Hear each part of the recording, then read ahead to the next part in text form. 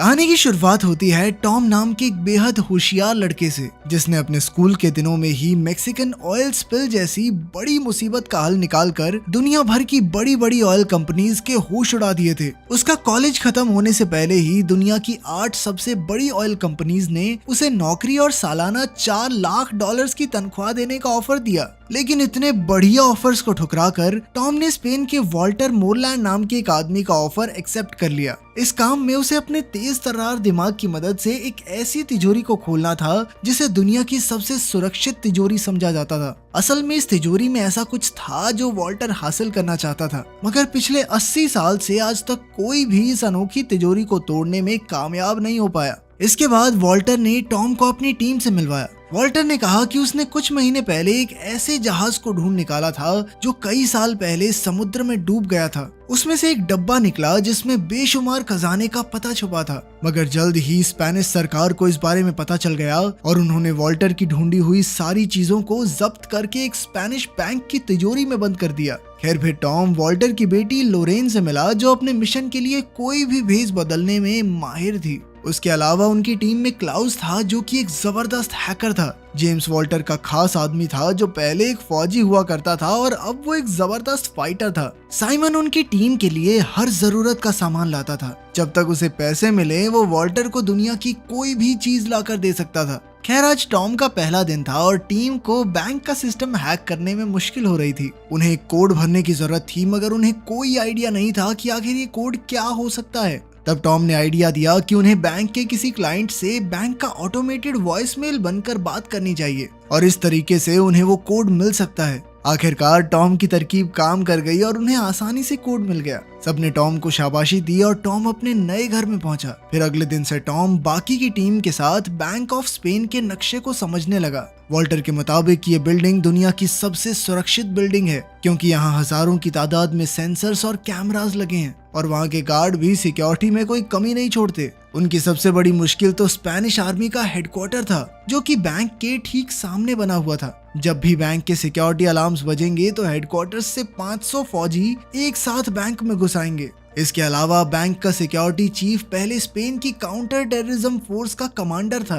अब वॉल्टर की टीम का मुकाबला ऐसी फौज से था जो किसी भी हालत में बैंक की हिफाजत करना जानती थी। इसके अलावा वॉल्टर की टीम को उस तिजोरी के अंदर के नक्शे के बारे में कोई जानकारी नहीं थी, इसलिए उन्हें एक स्कैन करके ये जानकारी हासिल करनी होगी। इस तिजोरी में घुसने के लिए उन्हें 2 चाबियों और सिक्योरिटी चीफ के फिंगरप्रिंट्स की जरूरत थी। इन्हें हासिल करने के लिए टीम ने बैंक में घुसने का फैसला किया। टॉम और साइमन सफाई कर्मचारी, लॉरेन यहाँ पर बेशकीमती पेंटिंग्स की जांच करके उनकी इंश्योरेंस बेचने आई थी और इन्हीं पेंटिंग्स के पीछे बनी तिजोरियों में वो 2 चाबियां रखी थी। जब सिक्योरिटी चीफ लोरेन को कमरे में ले जा रहा था तो लोरेन ने उसे अपनी कॉफी पकड़ा दी और इस तरह उन्हें चीफ के फिंगरप्रिंट्स तो मिल गए। इसके बाद वो पहली पेंटिंग के कमरे में पहुंची तो क्लाउस ने बैंक में कैमरा हैक कर लिए। फिर उसने लोरेन को पेंटिंग स्कैन करते हुए रिकॉर्ड किया और यही फुटेज 10 गुना धीरे धीरे करके चला दी। इसी दौरान लोरेन ने तिजोरी खोली और वहां रखी चाबी की बनावट कॉपी कर ली, मगर उसी वक्त अचानक वहां बैंक का डायरेक्टर आ गया और इधर कैमरा फिर से चालू होने में सिर्फ 20 सेकंड बाकी थे। 20 सेकंड बाद लोरेन को ठीक उसी जगह खड़ा होना था, मगर अब डायरेक्टर बीच में आ गया। तब लोरेन ने दिमाग लगाकर उसे अपनी तस्वीर लेने के लिए पीछे छोड़ दिया और ऐन वक्त पर डायरेक्टर फुटेज से बाहर हो गया। अब लोरेन दूसरी चाबी ढूंढने में लग गई। वहीं दूसरी ओर टॉम को सफाई वाले का भेस बनाकर तिजोरी स्कैन करनी थी। उसके हिसाब से असली तिजोरी इसी मीटिंग रूम के ठीक नीचे थी। टॉम तुरंत टेबल के नीचे छुप गया और उसने अपनी मशीन से स्कैन का काम शुरू किया, मगर तभी अचानक कुछ लोग वहां मीटिंग करने आ गए। अब टॉम टेबल के नीचे फंस चुका था और अचानक उसकी स्कैनिंग मशीन भी खराब हो गई। खैर कुछ देर छेड़छाड़ के बाद टॉम ने मशीन चालू कर दी और स्कैन पूरा हुआ, मगर उसी पल एक अलार्म एक्टिवेट हो गया और सिक्योरिटी चीफ ने पूरे बैंक को बंद कर दिया। तभी सामने से फौजी बैंक के लिए निकले। इधर लोरेन ने दूसरी चाबी का डुप्लीकेट बनाया ही था कि बैंक का डायरेक्टर उसे लेने आ गया। इस हड़बड़ी में वो असली चाबी को वापस रखना भूल ही गई।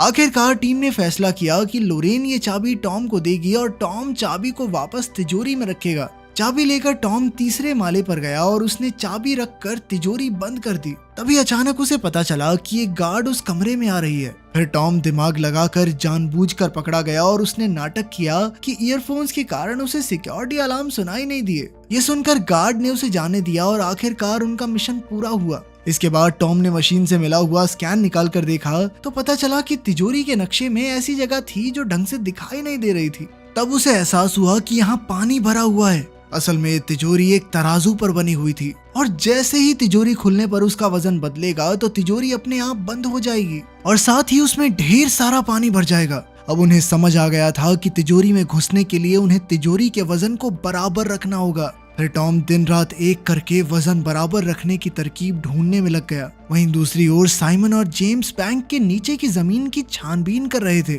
कि उन्हें टॉम की बात सच होती दिखाई दी। वो तिजोरी वाकई में एक बड़े से तराजू पर बनी हुई थी, मगर उसका वजन एकदम 0 पर टिका हुआ था। इसके अलावा एक और मुसीबत उनके सामने खड़ी थी। उस अंडरग्राउंड कमरे की दीवारें टाइटेनियम स्टील से बनी हुई थी जो इतना मजबूत था कि उसे ड्रिल करने में 15 दिन लग जाएंगे। अपना मिशन पूरा करने के लिए वॉल्टर की टीम के पास बहुत कम वक्त था और इतने से समय में वो डिब्बा चुरा कर वहाँ से बाहर निकलना सबको नामुमकिन लग रहा था। इसलिए आखिरकार उन्होंने हार मान ली। अब वॉल्टर निराश होकर छत पर गया और उसने देखा कि सड़कों पर फुटबॉल फैंस की भीड़ लगी हुई थी। तभी उसकी नजर बैंक के कैमरास पर गई तो उसे एहसास हुआ कि वर्ल्ड कप फाइनल्स के सभी कैमरास भीड़ की तरफ होंगे और तभी उनके दिमाग की बत्ती जली। फिर उसने अपने साथियों को इसका नमूना पेश किया। फिर उसने ग्लास हटाकर तराजू पर लिक्विड नाइट्रोजन छिड़क दी और फिर दोबारा ग्लास रखा, मगर इस बार वजन नहीं बदला क्योंकि तराजू जम चुका था। टॉम ने कहा कि बिल्कुल इसी तरह वो तिजोरी के नीचे वाले तराजू को जमा सकते हैं, मगर इसके लिए बहुत ज्यादा लिक्विड नाइट्रोजन लगेगी।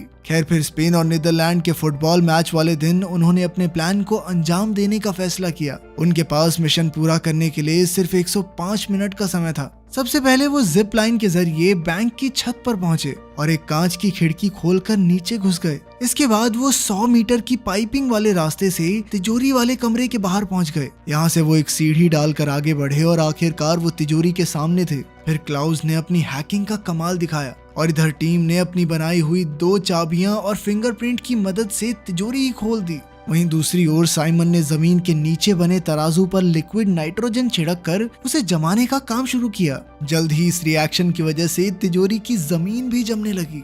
इधर टीम अंदर घुसकर वही डब्बा ढूंढने में जुट गई, मगर दूसरी ओर बैंक की सिक्योरिटी टीम को छत की खुली खिड़की के बारे में पता चल गया और वो तेजी से तिजोरी की ओर बढ़ने लगे। इधर वो डब्बा लोरेन के हाथ लग गया, मगर इसके बाद जो हुआ उससे सबके होश उड़ गए। असल में जेम्स एक अंडरकवर एजेंट था। अब उसके मन में लालच आ गया, इसलिए उसने अपनी टीम को धोखा देकर खुद डिब्बे पर कब्जा करने का फैसला किया। अब लोरेन के पास कोई चारा नहीं था, इसीलिए उसे जेम्स को डिब्बा देना पड़ा। मगर इससे पहले कि वो यहाँ से बाहर निकल पाते, नीचे तराजू पर लिक्विड नाइट्रोजन का असर खत्म हो गया, जिससे तिजोरी का सिक्योरिटी सिस्टम एक्टिवेट हो गया। अब टॉम, लोरेन और जेम्स तिजोरी में कैद हो गए थे और वहाँ तेजी से पानी बढ़ने लगा। जेम्स तो पहले फौजी रह चुका था, इसलिए उसे स्विमिंग आती थी और वो डिब्बा लेकर वहाँ से भाग निकला। इधर सिक्योरिटी चीफ ने इमरजेंसी का ऐलान कर दिया और उसके आदमी हथियारों के साथ तिजोरी की ओर भाग रहे थे। वहीं तिजोरी में इतना पानी भर चुका था कि टॉम और लोरेन की जान खतरे में थी,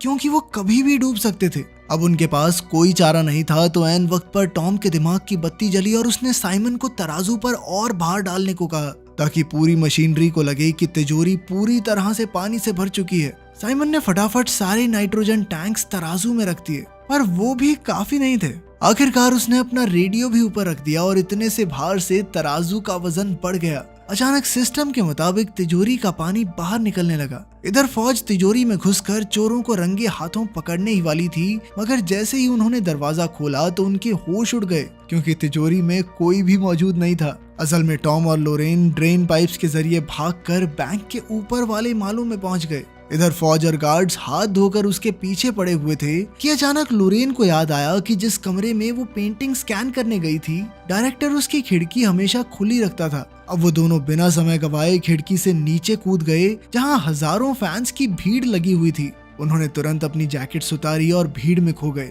इधर उनका पीछा करते हुए फौजी भी काफी करीब आ गए और अब वो पकड़े जाने वाले थे। आखिरकार वो खुद को पुलिस के हवाले करने को तैयार हो गए, पर उसी पल स्पेन मैच जीत गया और सारे फैंस खुशी से पागल हो गए। इतनी भीड़ में फौजी टॉम और लोरेन का पीछा नहीं कर पाए और आखिरकार वो दोनों बच निकले। फिर कुछ दिन बाद जेम्स ने वो चुराया हुआ डिब्बा अपने बॉस को दिया और जब उन्होंने खजाने का पता निकाला तो उसमें आईफिल टावर की लोकेशन थी। तब उन्हें याद हुआ कि ये सिक्योरिटी लोकेशन नहीं है और वॉल्टर की टीम ने उन्हें चकमा दे दिया था। आखिर में खुलासा होता है कि टॉम और लोरेन ने असली डिब्बा नकली डिब्बे से बदल दिया, जिस वजह से जेम्स ने नकली डिब्बा चुरा लिया। अब वॉल्टर की टीम एक रिजॉर्ट में मजे ले रही थी कि उन्होंने डब्बे से असली खजाने की लोकेशन ढूंढी। तब उन्हें पता चला कि यह खजाना बैंक ऑफ इंग्लैंड में छुपा हुआ है। इसके बाद उनकी टीम एक और नए मिशन के लिए तैयार हो गई। तो आपको कहानी कैसी लगी कमेंट्स में जरूर बताना। मिलते हैं अगली वीडियो में।